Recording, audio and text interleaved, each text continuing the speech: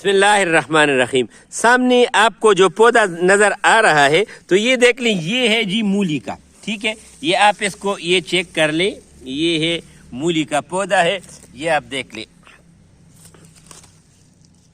یہ ہے مولی، ٹھیک ہے۔ اچھا، اس کا کام یہ ہوتا ہے، یہ اس کے پتے،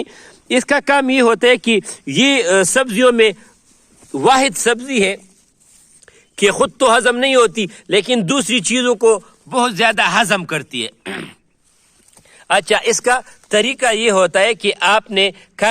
یعنی کھانے کے دوران بندہ بالکل جو سلاد وغیرہ استعمال کرتا ہے نا، تو یہ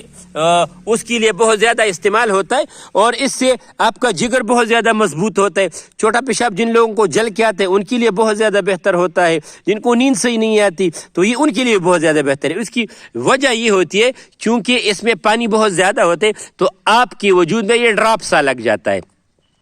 اور یہ اس کا صحیح طریقہ یہ ہوتا ہے کہ وہ مرد حضرات جن کی کمزوری تھوڑی سی ہوتی ہے تو اگر وہ اس طرح کر لیں کہ تقریباً 10-11 بجے کے قریب ایک مولی وہ اس کا چھلکا اتار کے کاٹ کے اس پہ نمک اور کالی مرچ یعنی اس پہ ڈال لیں اور وہ کھانا شروع کر دیں اسمیل کے لیے، کیونکہ وہ پھر بدبو سی آتی مجھ، تو اس کے لیے بہتر یہ ہوتا ہے کہ آپ اس میں یعنی اس کے بعد گڑ کھا لیں، انشاءاللہ تعالیٰ اسمیل بھی ختم ہو جائے گی اور آپ کی وجود کی جو طاقت ہوتی ہے وہ برقرار رہتی ہے۔ السلام علیکم۔